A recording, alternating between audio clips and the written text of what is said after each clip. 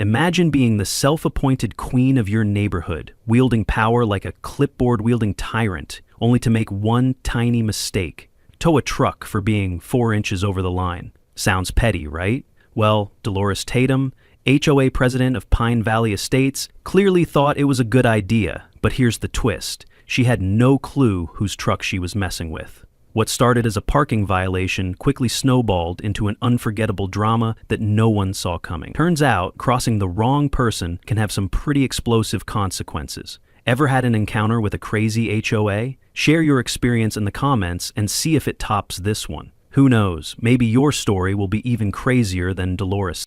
Let me take you to Pine Valley Estates, a middle-class neighborhood in sunny California, where I witnessed the most incredible battle between an HOA tyrant and a deputy sheriff who refused to back down.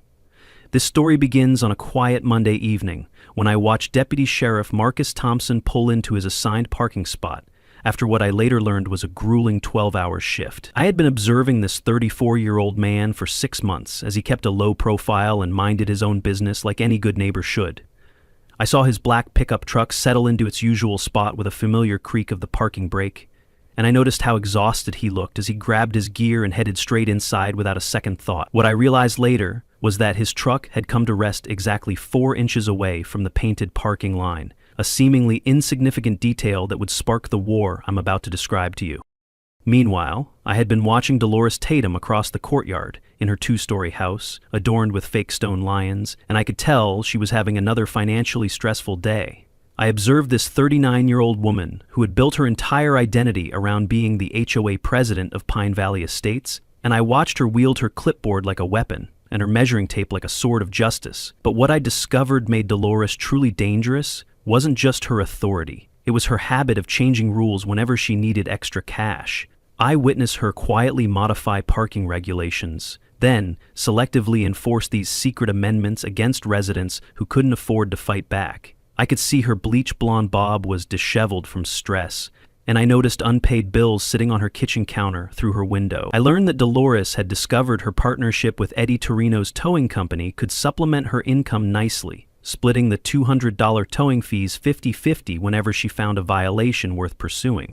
I watched Dolores conduct her usual evening patrol that night, and I saw her eyes light up like she'd struck gold when she spotted Marcus's truck. Well, I heard her mutter to herself as she pulled out her measuring tape with precision. I observed her measure those 4 inches, 4 beautiful, profitable inches, over the painted line that I later discovered she had personally repainted just 2 weeks earlier, moving it 6 inches closer to create more violence. I watched Dolores document her discovery from multiple angles, her phone camera clicking away as she built her case. I even saw her take a video, narrating her findings with authority. This is what happens when new residents think they can ignore our community standards. I heard her announce to her phone screen as she posted the evidence on the neighborhood social media group. I noticed the post received immediate likes from residents too afraid to cross her.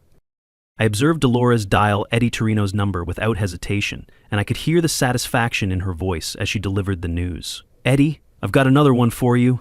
Building 4, the black pickup truck, same arrangement as usual." I heard Eddie's gravelly voice confirm through the speaker that he'd have his crew there by 6 in the morning. I watched Dolores end the call and pour herself a celebratory glass of wine, and I could see her calculating her 40% cut. I realized she had no idea that she had just declared war on someone who possessed both the training and the authority to fight back in ways she couldn't imagine.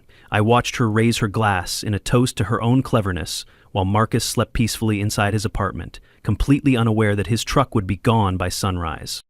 I was there the next morning when everything changed for Marcus, and I watched him get jolted awake by the rumbling sound of a diesel engine and the unmistakable mechanical whine of a tow truck's hydraulic lift.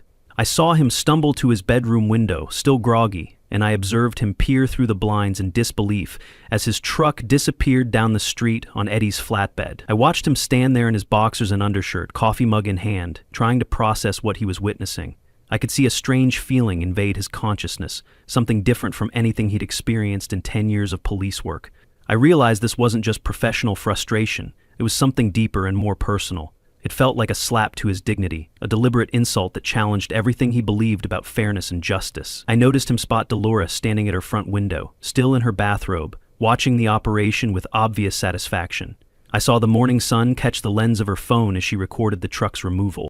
I followed Marcus as he dressed quickly and walked outside to examine the empty parking space, and I watched him use the keen eye of someone trained in evidence collection. I saw him study exactly where his truck had been positioned, and I could tell he recognized that while it was indeed slightly over the line, the violation was so minor that any reasonable person would have simply knocked on his door. But I watched his trained eye detect something that made his blood run cold as he knelt down to examine the paint more closely. I saw him discover that the white parking line paint was fresh, barely 2 weeks old, and I watched him realize it didn't align with the faded ghost marks of the original line still visible beneath. I could see the moment when he understood that someone had deliberately moved the boundary to create violations where none had existed before. I witnessed his recognition that this wasn't incompetence or overzealous rule enforcement, but deliberate fraud designed to generate revenue from manufactured infractions. I watched Marcus stand up slowly, his jaw clenched with controlled anger, and I realized he had no idea that he was about to embark on a journey that would expose the dark underbelly of HOA corruption and bring justice to an entire community of intimidated residents. I followed Marcus to Reno Towing by 8 o'clock that morning, and I watched him stand at the gates of this sprawling junkyard disguised as a legitimate business operation located in the industrial district 20 minutes from Pine Valley. I could see the facility looked exactly like what it was, a barely legal enterprise running on the edge of respectability, with dozens of vehicles crammed into every available space. I observed Marcus walk through the lot with his trained eye, cataloging disturbing details. I watched him notice vehicle after vehicle bearing Pine Valley Estates parking stickers, far more than any legitimate operation should handle from a single community. I saw him examine cars that showed no signs of actual violations, while others appeared to have been towed for infractions so minor they bordered on harassment. I realized, along with Marcus, that he was witnessing systematic exploitation designed to extract maximum revenue from vulnerable residents. I watched Eddie Torino emerge from behind bulletproof glass, and I observed this 52-year-old man with grease-stained clothes and the kind of smile that suggested he enjoyed other people's misfortune. I saw Marcus maintain his composure, playing the role of just another frustrated customer while cataloging every detail for future reference. I listened as Eddie said with practiced familiarity, "Let me guess, Pine Valley Estates parking violation. That HOA lady keeps me busier than a one-legged cat in a sandbox. 3 or 4 cars a week from that place alone." I watched the casual admission hit Marcus like a revelation, confirming his suspicion that this was systematic fraud designed to extract money from unsuspecting residents. I heard Eddie continue his unwitting confession with the confidence of someone who believed he was untouchable, describing how Dolores had become his most profitable client.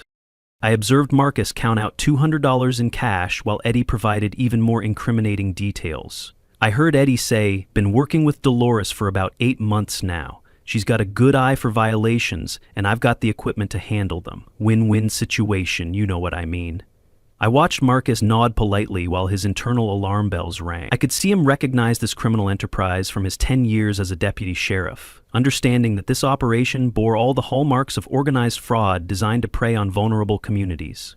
I witnessed the moment when the revelation that Dolores had been systematically targeting residents transformed his personal grievance into something much larger and more serious. I saw Eddie hand over the keys with a satisfied grunt, completely unaware that he had just provided detailed evidence of criminal activities to a law enforcement officer. I followed Marcus as he walked back to his truck, and I watched him encounter something that made his professional instincts scream with outrage. I saw him notice sitting in the passenger seat of a Honda Civic with Pine Valley stickers was a child's car seat, its safety straps still adjusted for a toddler who was probably wondering where mommy's car had gone. I read over his shoulder as he examined the violation notice that cited improper visitor parking duration, but I saw the timestamp showed the car had been towed just 3 minutes after the posted time limit expired. I realized, along with Marcus, that this wasn't law enforcement, it was predatory behavior, targeting working parents who might be 60 seconds late returning to their vehicles. I watched the sight of that empty car seat crystallize his determination to stop this criminal enterprise. I was there when Marcus's phone buzzed with a text from an unknown number, and I read along as he saw, "Are you the new guy Dolores targeted? If you want to know the truth about what's been happening here, meet me at my place in 10 minutes. Apartment 12B, Marjorie Holt." I could see the message suggested that other residents had noticed patterns in Dolores's behavior and were ready to share information. I watched Marcus recognize that the best investigations often began with concerned citizens who had been watching and waiting for someone with authority to take action. I followed him as he drove back to Pine Valley, feeling the familiar surge of purpose that came with the beginning of an important case. I accompanied Marcus when he met Marjorie Holt, and I discovered she was a 67-year-old retired teacher with silver hair, keen eyes, and organizational skills that would make a federal prosecutor weep with joy. I saw her immaculate small apartment, with a large manila folder sitting prominently on her dining room table. I noticed what struck Marcus most was the raw emotion in her eyes, a mixture of grief and determination that spoke to deep personal pain, transformed into righteous anger. I heard her explain with a voice trembling, not with fear but with barely controlled fury. I've been documenting Dolores's violations for 8 months, ever since she showed her true character at my husband's funeral. I watched Marjorie struggle to control her tears as she recounted the story that had changed her from a quiet widow into a determined fighter for justice. I heard her whisper with her teacher's voice carrying authority, "She's not just an aggressive person, she's someone without a shred of human compassion." I examined the evidence folder that revealed photographs, receipts, and handwritten notes, chronicling systematic abuse designed to generate revenue rather than maintain community standards. I saw documentation showing 23 different residents targeted for towing, with total fees exceeding $3,600 extracted through fake or exaggerated violations. I reviewed each incident carefully, documented with dates, times, and photographic evidence. I discovered that beyond financial crimes, Marjorie's records revealed psychological warfare designed to break the spirits of residents who dared question Dolores's authority. I learned that single mothers were targeted with particular cruelty. Elderly residents faced harassment over violations they couldn't physically prevent, and newcomers faced immediate intimidation. I watched Marcus quietly reach into his wallet to pull out his badge as he said, "Mrs. Holt, I'm Deputy Sheriff Marcus Thompson, and I can promise you that this investigation starts today." I saw Marjorie's eyes widen as hope replaced resignation, her face crumpling with relief as she realized justice might finally be possible. I heard Marcus continue with quiet authority, "This isn't just about my truck anymore. Dolores Tatum has been running a criminal enterprise, and it's time for her to face the consequences of her actions." I witnessed Marjorie's transformation from victim to ally, knowing that together they could build a case that would bring justice to an entire community. I observed the whispers begin circulating through Pine Valley estates like wildfire within hours of Marcus retrieving his truck, carrying news that someone had finally stood up to question Dolores's authority. I watched the neighborhood grapevine crackle with electric tension, suggesting change might actually be possible after months of intimidation and fear. I saw Dolores feel the shift immediately, her paranoid instincts honed by years of maintaining control through manipulation and threats. I noticed how conversations stopped when she approached, how residents avoided eye contact during her routine patrols, and how the usual fearful deference had been replaced by something dangerously close to defiance. I witnessed her stand before her bathroom mirror that evening, staring at her reflection with growing panic about losing everything that defined her existence. The power, the control, the ability to make other people afraid of her arbitrary decisions. I watched her paranoia kick into overdrive as she convinced herself that Marcus Thompson represented an existential threat to everything she had built. I observed how in her twisted logic, eliminating that threat justified any level of escalation, regardless of legal or moral boundaries. I saw that Dolores had never accepted defeat gracefully, and I witnessed how the prospect of losing control filled her with rage that bordered on psychotic. I watched her pace her living room like a caged animal, her mind racing through increasingly violent scenarios that would restore her authority and teach the community that challenging her would result in consequences far worse than simple parking violations. I witnessed the harassment campaign begin Wednesday morning when Dolores taped a violation notice to Marcus's door, citing him for excessive lawn height, despite his grass being clearly within acceptable limits. I realized this was the opening move in psychological warfare designed to break his spirit through constant harassment and financial pressure. I saw the $300 fine was completely fabricated, representing the opening salvo in a sustained assault designed to drive him from the community. I watched Thursday bring another notice claiming his doormat violated color restrictions with a $150 penalty, followed by Friday's citation for unauthorized window decorations costing $500. I observed each violation notice become more ridiculous than the last, representing Dolores's descent into petty tyranny that revealed her complete disconnection from reality. I saw the harassment escalate beyond paperwork when Dolores decided that psychological intimidation required more direct action. I watched her late Wednesday night, standing outside her house staring at Marcus's apartment with the calculating expression of someone planning an assault. I could see she wanted more than simple revenge. She wanted to reassert her dominance and remind everyone in Pine Valley that crossing Dolores Tatum resulted in consequences that went far beyond financial penalties. I observed how the darkness provided cover for her escalating behavior, ensuring minimal witnesses if she decided to take aggressive action. I witnessed the midnight harassment begin when Dolores crept across the courtyard like a predator stalking prey, her movements deliberate and calculated to maximize psychological impact. I watched her begin pounding on Marcus's door at exactly 11:30 with aggressive persistence. Having completely abandoned any pretense of reasonable behavior, I saw her flashlight beam sweep across his windows in deliberate patterns designed to wake him, while she called out accusations about noise violations that existed only in her imagination. I heard her shout through the door, "I know you're in there, Thompson.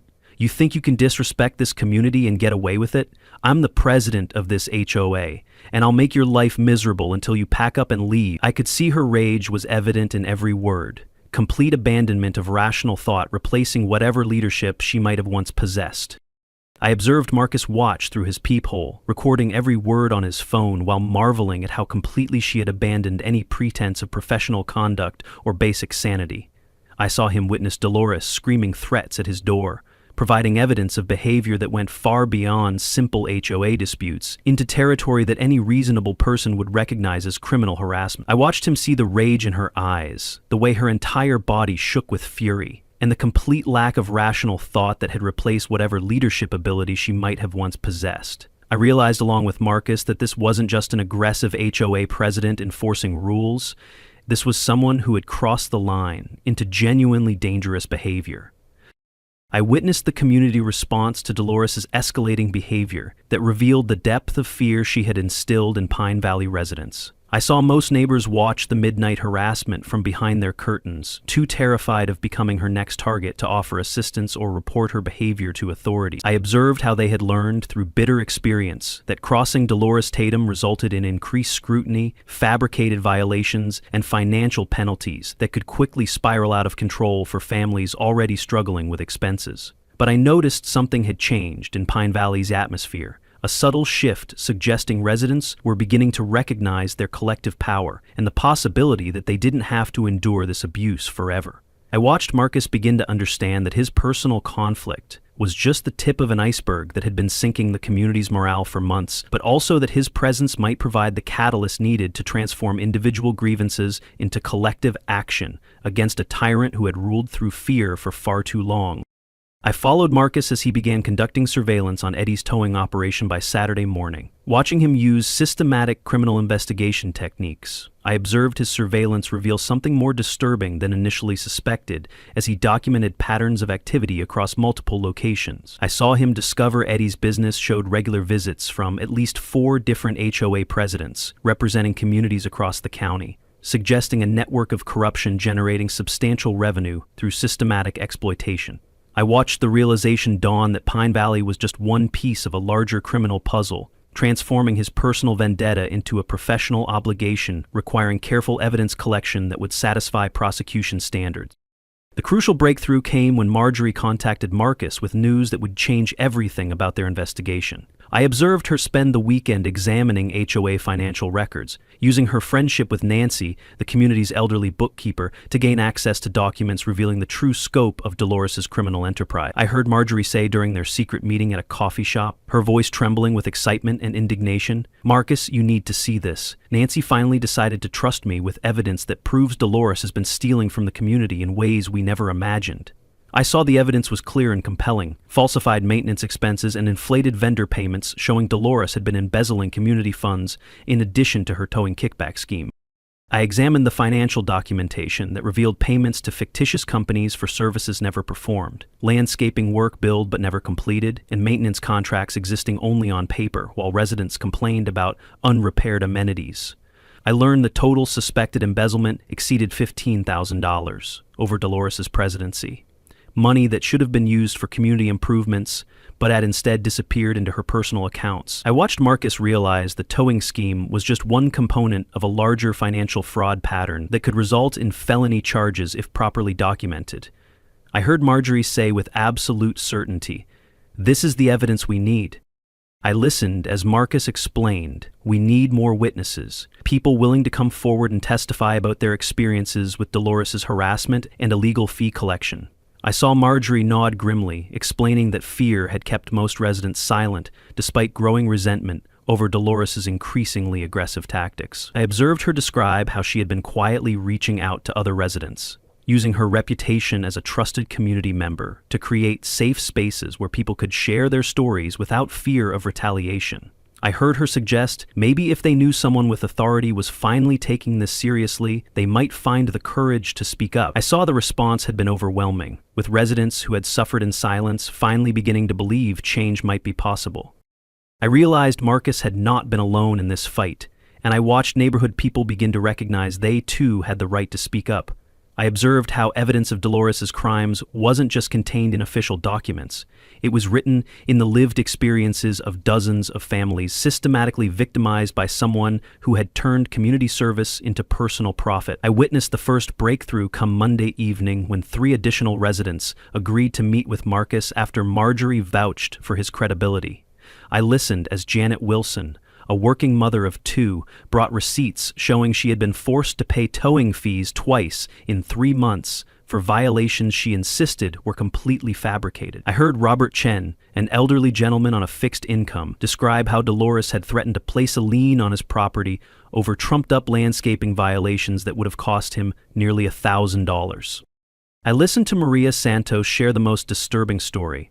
Dolores had targeted her teenage son's car repeatedly, claiming various violations that always seemed to occur when the family was struggling financially and least able to afford recovery fees. I watched by Tuesday as word of Marcus's investigation began spreading through the community's informal networks, carried by residents finally beginning to believe change might be possible after months of feeling helpless against Dolores's systematic intimidation. I observed the underground resistance take the form of private conversations, shared documentation, and careful coordination among neighbors who had previously been too isolated and afraid to recognize the strength they could find in unity. I saw Marcus establish a secure communication system using personal phone numbers and private messaging, allowing residents to share information without risking discovery by Dolores. I watched the evidence file grow daily as more residents came forward with stories of harassment, financial exploitation, and intimidation tactics that painted a comprehensive picture of corruption going far beyond simple HOA overzealousness. I observed Marcus begin preparing formal police reports that would document the criminal enterprise in language prosecutors could understand and juries could follow, knowing that success would depend on presenting evidence in a clear, compelling narrative. I saw him work late into the night organizing testimonies and financial records, and I realized along with Marcus that what had begun as a personal grievance over a parking violation had evolved into something much larger. A chance to protect entire communities from predatory behavior and restore faith that justice was possible, even when victims felt powerless against systematic abuse of authority. I witnessed the breaking point arrive Wednesday morning, when Dolores discovered the underground resistance through Janet Wilson's teenage daughter, who accidentally mentioned her mother's conversations with that nice police officer. I saw the casual comment hit Dolores like a physical blow, confirming her worst fears about organized opposition and revealing that Marcus Thompson possessed resources she had seriously underestimated. I watched within minutes as Dolores paced her living room like a caged animal, realizing she had been treating a law enforcement officer like just another troublesome resident. I observed, rather than recognizing the seriousness of her situation, Dolores decided to escalate the conflict. I watched her stand on the small stage in the community center that she had commandeered for her purposes, pointing an accusing finger at the crowd of residents who had gathered to hear her latest pronouncements. I heard her declare, "If any of you dare to stand up against me, I will make you the next target," her voice echoing with megalomaniacal authority that revealed how completely power had corrupted her judgment. I could see the open threat was clear and unambiguous, designed to intimidate residents into abandoning their growing resistance movement through fear of personal retaliation. I realized her words carried the weight of 3 years of systematic harassment and financial exploitation, reminding everyone present of the very real consequences that had befallen others who had dared to challenge her authority. I observed the response from residents was immediate and unprecedented in the 3-year history of Dolores's presidency. I watched, rather than retreating into fearful compliance as they had done so many times before, the community began to recognize that their individual powerlessness could be transformed into collective strength if they were willing to stand together against their common oppressor. I saw residents begin gathering in small groups throughout the neighborhood, sharing their violation notices and expressing outrage that escalated with each new story of harassment and financial threats. I watched Marjorie emerge as a natural leader, using her teaching experience to organize information and coordinate communication among neighbors who were finally ready to stand together against systematic abuse. I observed the conversation had shifted from quiet complaints about unfair treatment to open discussion of criminal behavior that required law enforcement intervention. I saw by Thursday afternoon Marjorie called for an emergency community meeting that evening. I learned the meeting would take place in the community center that had been closed for months due to budget constraints residents now suspected were related to Dolores's embezzlement. I watched word spread through phone calls and text messages, carrying a sense of urgency that hadn't existed in Pine Valley for years. I witnessed the meeting that evening create an atmosphere unlike anything Pine Valley Estates had experienced during Dolores's presidency. I counted 47 residents attending, representing nearly every family in the community, and creating an atmosphere of nervous energy that suggested years of suppressed frustration were finally finding expression. I heard the community center buzz with conversations that grew louder and more confident as residents realized they were not alone in their experiences with harassment and financial exploitation. I watched when Marcus arrived, wearing his official uniform and badge. The collective gasp marked a moment of transformation that would change Pine Valley forever. I saw the entire hall fall silent when Marcus stepped forward with pride in his full uniform, his presence transforming what might have been dismissed as a neighborhood complaint session into something with the weight and authority of law enforcement behind it. I heard Marcus announce, "Today, I'm not here as a neighbor. I'm here as a police officer, and we will not tolerate this injustice any longer." His voice carrying the quiet authority of someone who had dedicated his career to protecting people from exactly the kind of abuse they had all endured. I watched the words seem to unlock something in the community that had been suppressed for months, as resident after resident stood to share testimonies that painted a devastating picture of systematic harassment, financial exploitation, and intimidation tactics that had created an atmosphere of fear throughout their neighborhood. I listened to the testimonies that were powerful and emotional, each story adding to the collective understanding of how extensively Dolores had abused her authority to terrorize vulnerable residents for personal financial gain. I saw the meeting get interrupted by Dolores herself, who burst through the doors like an avenging angel of bureaucratic fury, wielding her clipboard and demanding to know the authority under which residents were conducting unauthorized gatherings in community facilities. I witnessed her arrival create a moment of electric tension, as the woman who had terrorized the neighborhood for years found herself facing a room full of people who were no longer willing to be intimidated by her threats and manipulation. I heard her scream, "This is an illegal assembly. I'll have every one of you fined for violating community regulations," her voice echoing off the walls as residents stared at her with a mixture of fear and newfound defiance. I watched when Marcus stepped forward in his official capacity and informed her that she was now the subject of a criminal investigation for fraud and embezzlement. The balance of power in Pine Valley Estates shifted forever. I witnessed for the first time in 3 years Dolores Tatum found herself facing consequences for her actions, and I saw the look of shock and fear in her eyes that told everyone present her reign of terror was finally coming to an end. I accompanied Marcus as he arrived at the sheriff's station early Friday morning, carrying boxes of evidence that represented months of careful documentation by residents who had finally found the courage to stand up against systematic abuse of authority. I listened as Captain Rodriguez heard Marcus present the case against Dolores Tatum and Eddie Torino, reviewing photographs, financial records, witness statements, and video evidence that painted a comprehensive picture of criminal enterprise designed to exploit vulnerable residents through fabricated violations and illegal fee collection. I watched the captain's expression grow increasingly serious as he realized the scope of the corruption and the potential liability the department could face if they failed to take appropriate action against crimes that had been occurring under their jurisdiction for months without adequate investigation or intervention. I heard Captain Rodriguez observe, reviewing the evidence of Dolores's embezzlement and towing fraud scheme with careful attention, this is exactly the kind of case that destroys public trust in law enforcement. I saw the captain authorize Marcus to conduct a formal investigation with full departmental resources, including the technical support necessary to analyze financial records and the personnel required to coordinate arrests when sufficient evidence had been gathered. I watched Marcus feel a surge of professional satisfaction as he realized that his personal conflict with Dolores had evolved into something much larger.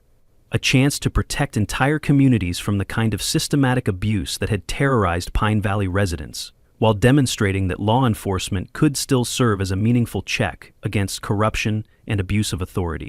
I observed the investigation accelerate rapidly as Marcus worked with forensic accountants to trace Dolores's financial crimes and technical specialists to analyze the communication patterns between Dolores and Eddie that proved their conspiracy to defraud residents through fake violations and manipulated regulations. I saw the evidence was overwhelming.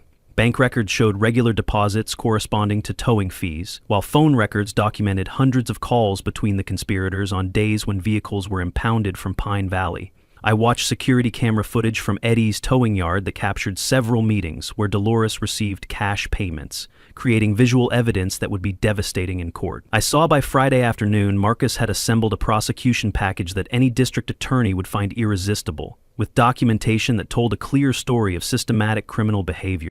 I witnessed meanwhile how Dolores was spiraling into increasingly desperate behavior as she sensed the walls closing in around her criminal enterprise. But I observed her response demonstrated how completely she had lost touch with reality and basic self-preservation instincts. I watched her look at herself in the mirror and saw the fear rising in her own eyes as she realized that all her power was now under threat. I could see she wasn't just afraid of losing money or facing consequences for her crimes. She was afraid of losing everything that defined her existence: the power, the control, the ability to make other people afraid of her arbitrary decisions and manufactured violations. I observed her paranoia had reached levels that bordered on complete psychological breakdown, leading her to make increasingly erratic decisions that only provided additional evidence of her guilt and criminal intent. I watched her begin calling the sheriff's department with false complaints about Marcus, claiming he was harassing residents and abusing his authority, accusations that were immediately disproven by the testimonies of 47 witnesses. I witnessed the final confrontation get precipitated by Dolores's decision to make one last desperate attempt to reassert her authority over Pine Valley estates.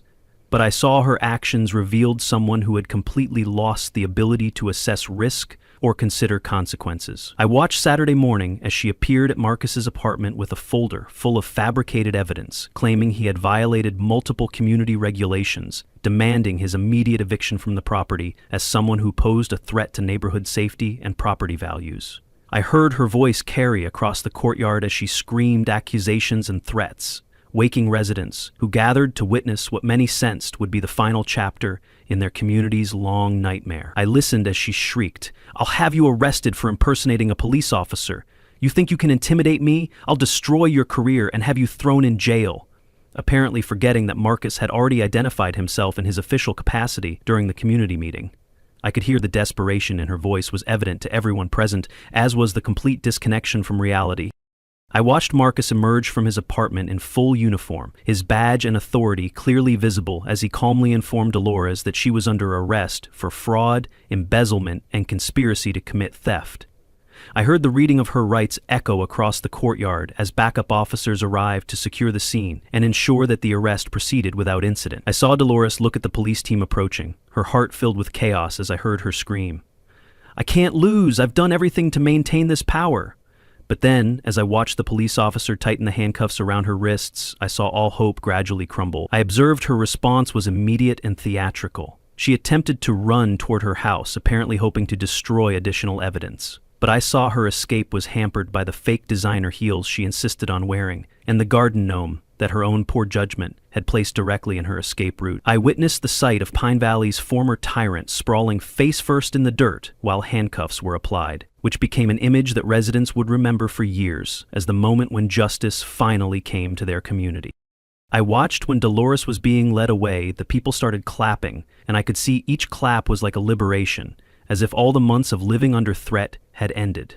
I observed the crowd of neighbors who witnessed Dolores's arrest begin applauding spontaneously, their cheers and laughter creating a celebration that marked the end of months of fear and intimidation that had made their daily lives miserable. I learned Eddie Torino was arrested simultaneously at his towing yard, where officers discovered detailed records of his illegal partnership with multiple HOA presidents throughout the county. I saw the scope of the criminal enterprise was even larger than Marcus had initially suspected, with preliminary estimates suggesting that hundreds of residents had been victimized and tens of thousands of dollars had been stolen through fabricated violations and illegal fee collection. I watched as Dolores was loaded into the patrol car, still screaming about conspiracy and persecution, while the residents of Pine Valley Estates finally understood that their long nightmare was over, and their community could begin the process of healing from months of systematic abuse that had torn apart the social fabric of their neighborhood. I accompanied the Pine Valley residents 3 months later as we packed the courtroom to witness the final chapter of Dolores Tatum's reign of terror and ensure that justice was properly served for the crimes that had devastated our community for nearly 2 years. I observed the federal courthouse provided a setting that emphasized the seriousness of charges that had grown beyond simple HOA harassment to include mail fraud, wire fraud, and conspiracy charges that carried significant prison sentences for both Dolores and Eddie. I watched Marcus sit in the gallery wearing his dress uniform, representing not just the investigating officer but the entire community that had suffered under Dolores's systematic abuse of authority and financial exploitation. I saw the prosecuting attorney had built an airtight case using the evidence that residents had carefully documented over months of harassment, creating a narrative that judges and juries could easily understand and that left no doubt about the guilt of the defendants or the harm they had caused to dozens of innocent families. I observed Dolores appear in court wearing an orange jumpsuit that marked her transformation from community tyrant to convicted criminal, her once carefully maintained appearance now showing the effects of 3 months in county jail awaiting trial. I noticed the bleached blonde hair had grown out to reveal gray roots, and the designer clothes had been replaced with institutional clothing that emphasized how completely her circumstances had changed since the morning she had ordered Marcus's truck towed over a 4-inch parking violation that she had manufactured by moving the painted line. I saw Eddie sit beside her at the defendant's table, having already accepted a plea bargain that required him to testify against his former partner in exchange for a reduced sentence and the permanent revocation of his business license. I could see the contrast between their current circumstances and the confident criminals who had operated their fraud scheme with impunity for months was stark and satisfying to the residents who had suffered under their systematic abuse. I listened to the victim impact statements that provided the most powerful moments of the sentencing hearing, as resident after resident stood to describe how Dolores's crimes had affected their lives and their community in ways that went far beyond simple financial loss.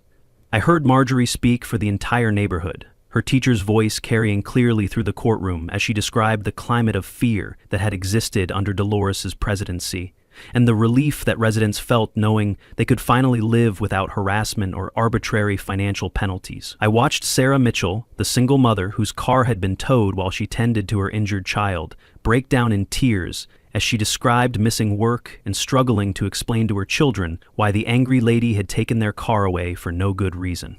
I listened to Robert Chen speak about the stress of living on a fixed income while constantly worrying about fabricated violations that could result in financial penalties he couldn't afford to pay, and how that stress had affected his health and his ability to enjoy retirement. I watched Judge Patricia Williams listen intently to each testimony, her expression growing increasingly stern as she came to understand the scope of harm that had been caused by Dolores's criminal enterprise, and the way it had destroyed the sense of community and security that residents had every right to expect in their neighborhood. I heard when the time came for sentencing, her words carried the weight of judicial authority and moral outrage that reflected the community's demand for justice and accountability. I listened as she began. Mrs. Tatum, you violated the trust that residents placed in you as their elected representative, using your position of authority to systematically exploit and intimidate the very people you were supposed to serve. Your crimes went beyond simple theft to include psychological abuse of vulnerable residents who looked to you for community leadership. I heard the sentence that reflected the seriousness of the charges. 2 years in state prison, full restitution of $8,000 to affected residents, and a lifetime ban from serving in any HOA leadership position anywhere in the state. I learned Eddie received 18 months in county jail plus the permanent revocation of his business license, effectively ending his career in the towing industry, and serving as a warning to other operators who might be tempted to participate in similar schemes that prey on vulnerable communities. I saw the judge order the immediate release of all vehicles that had been illegally impounded, along with full refunds of towing fees that had been collected through fraudulent violations and manufactured infractions. I calculated the total financial impact on the criminal enterprise exceeded $25,000 when legal costs and penalties were included, ensuring that neither Dolores nor Eddie would profit from their crimes and providing meaningful compensation to the residents they had victimized. I witnessed the transformation of Pine Valley Estates begin immediately after Dolores's conviction, with residents working together to establish new community leadership based on cooperation rather than intimidation and mutual respect rather than fear. I watched Marjorie get elected as the new HOA president by unanimous vote, bringing her teaching experience and commitment to fairness to a position that had been corrupted by greed and abuse of authority for far too long. I saw the new board immediately revise community regulations to eliminate the arbitrary enforcement tactics that Dolores had used to generate revenue, replacing them with reasonable standards designed to maintain property values while respecting residents' rights and dignity. I observed property values in Pine Valley begin recovering almost immediately as word spread that the community had eliminated its reputation for HOA harassment and corruption. I watched Marcus choose to remain in Pine Valley Estates permanently, finding that his role in bringing justice to the community had created lasting friendships and a sense of belonging that made the neighborhood feel like home in ways he had never experienced before. I attended 6 months after Dolores's sentencing, when the community held a celebration barbecue in the courtyard where her towing operations had once terrorized residents, with families gathering to share food and stories, while children played freely without fear of arbitrary punishment for minor infractions. I witnessed the perfect karma moment when Dolores's belongings were being moved out of her foreclosed house by a legitimate moving company whose truck parked exactly 4 inches over the painted line, receiving a polite reminder rather than a punitive towing order from Marjorie's common-sense approach to community management. I saw Marcus drive by during his regular patrol, notice the situation, smile, and continue on his way. I watched Marcus stand beside his perfectly parked truck, looking out over a community that had learned to trust again after months of systematic abuse. And I saw him reflect on how a simple 4-inch parking violation had exposed a criminal enterprise and brought justice to people who deserve protection rather than exploitation. I observed the children riding bikes through the courtyard, the neighbors chatting over garden fences, and the general atmosphere of peace and cooperation that represented everything community living should provide: safety, friendship, and mutual respect among people who had chosen to build their lives in the same place. I realized Dolores Tatum had learned the hard way that real power comes from serving others rather than exploiting them. And Pine Valley Estates had become proof that communities can heal and thrive when good people find the courage to stand up against corruption and abuse of authority, no matter how powerful the abuser might seem or how long their reign of terror has lasted. Sometimes justice comes slowly, and sometimes it comes disguised as a 4-inch parking violation that exposes an entire criminal enterprise built on manufactured rules and systematic exploitation. Eyewitness Marcus Thompson proved that one person with courage and authority can change everything for a community that had lost hope, while Dolores Tatum learned that karma doesn't forget addresses and eventually finds everyone who chooses to hurt others for personal gain. I watched the residents of Pine Valley Estates discover that they were stronger together than they had ever been apart. And their story serves as a reminder that bullies and criminals can only succeed when good people stay silent and isolated from each other, but that collective action and proper evidence can bring down even the most entrenched systems of abuse and corruption.